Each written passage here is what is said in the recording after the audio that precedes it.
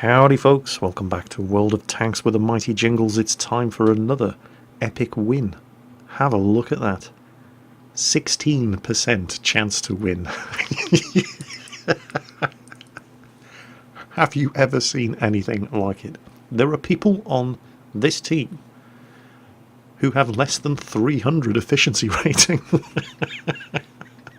There are people with 43% win ratings. And yet, this is an epic win video. What the hell?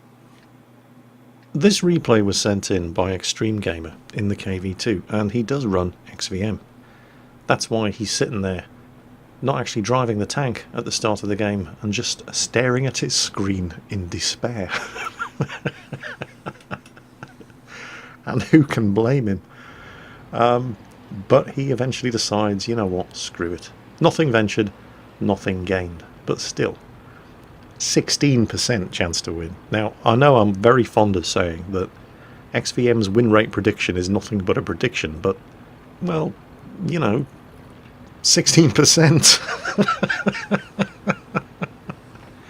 There's a good reason why XVM doesn't think much of this team's chances of winning.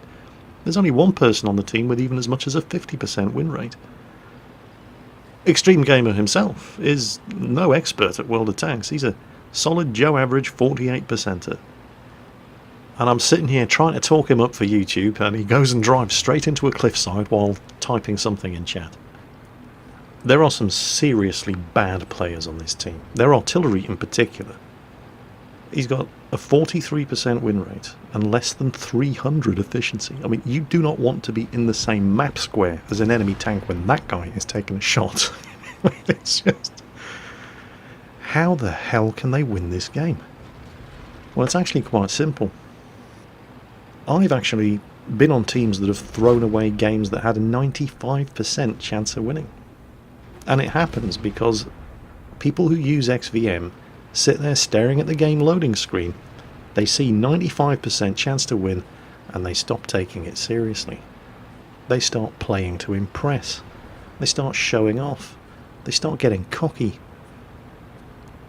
They don't treat the enemy team with any respect, and they just drive around in their tanks, expecting the enemy to just line up in front of them and get shot at one by one. And they don't. An Extreme Gamer is still in a KV2, and he's taking it seriously, and he's trying his best because he knows exactly what a challenge it's going to be to win this game. You get people playing World of Tanks using XVM who bitch and whine and call their team scrubs and noobs. 800 damage to a tiger. I think that one penetrated. Sorry, getting sidetracked. But yeah, I mean, I've had games, and I know you've had them too because I've seen them in your replays, where there are people who are bitching and whining that XVM is only giving them a 55% chance of winning. He's done it again. Full damage with his high explosive shells. Anyway, where were we? Yeah, sorry, I just love watching KV2s doing what they do. You know, players like that, when they see a 16% chancer, they wouldn't even have bothered leaving the cap circle, and this would have been a loss. But everybody on this team, they might not be very good, but they're at least trying.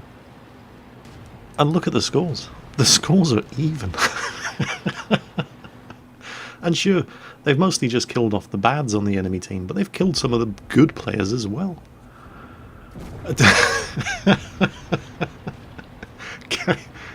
Auto-aiming with the KV2's 152mm cannon.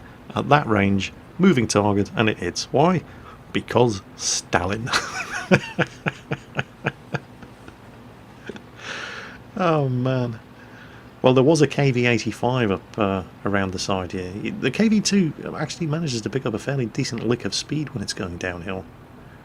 And there's the KV-85, and he's got his back to... look at this, he's auto-aiming again.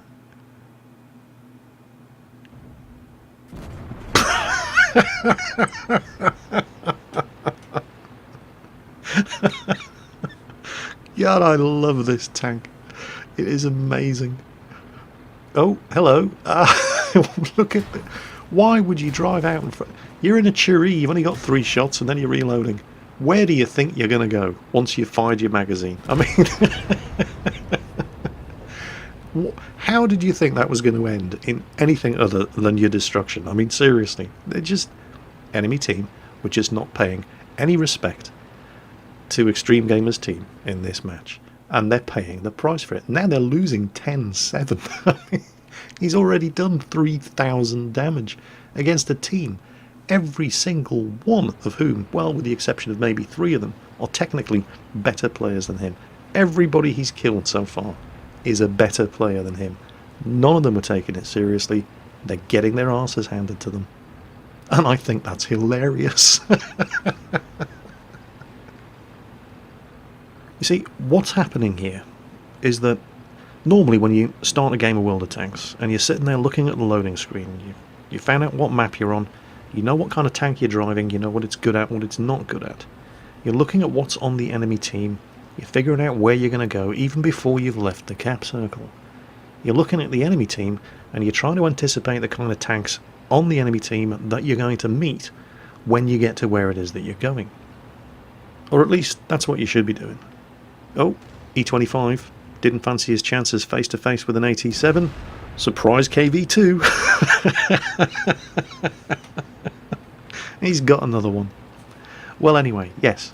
So that's what you should be doing at the start of a match, even before you've driven the tank out of the cap circle. Sizing up the map, figuring out where you're going to go, what you're going to do when you get there based on what tank you're in and what tanks the enemy team have that are likely to be there. But when XVM is telling you you have an 86% chance of winning, all of that goes out the window. You stop thinking of the enemy team as a threat. Suddenly they're just big fat XP pinatas, and the only real threat is the rest of the tanks on your own team, because they're the ones who are going to be taking away all the XP and credits from you, if you let them get to the enemy team first. So instead of trying to figure out how you're going to beat the enemy team, instead you're sitting there trying to figure out how you're going to beat the rest of your team to get to the enemy. And that's where it all goes horribly, horribly wrong, because you stopped respecting the enemy team. And most of the people on Extreme Gamer's team are going to keep trying because they don't know how bad they are. That's the thing about the truly incompetent. They don't know that they're incompetent. They think that they're just as good as everybody else. But their misfortunes aren't because of themselves. It's because the whole world's against them. And so they keep trying, even if they're not doing very well, but they don't give up. And when you get that kind of combination of events, it doesn't happen very often, but you end up with a result like this. And I so wish I had a replay from this match from the enemy team's perspective, for one reason and one reason only. I want to know what they're saying to each other in chat right now. Can you just imagine the recriminations?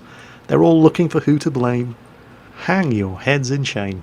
86% chance to win. Sorry, 84% chance to win. 2% difference. And they didn't just lose, they're getting their asses handed to them. They probably all deleted this replay and they've sworn never to speak of it again. And now it's on YouTube. I love my job. Oh, there's the Dicker Max. Oh, he can afford to take a hit from the Dicker Max. It ain't going to kill him. And he's going to kill the Dicker Max. So, Extreme Gamer, proving once again, as if it needed further proof, that even when XVM tells you you only have a 16% chance to win, that does not mean you have a 100% chance to lose.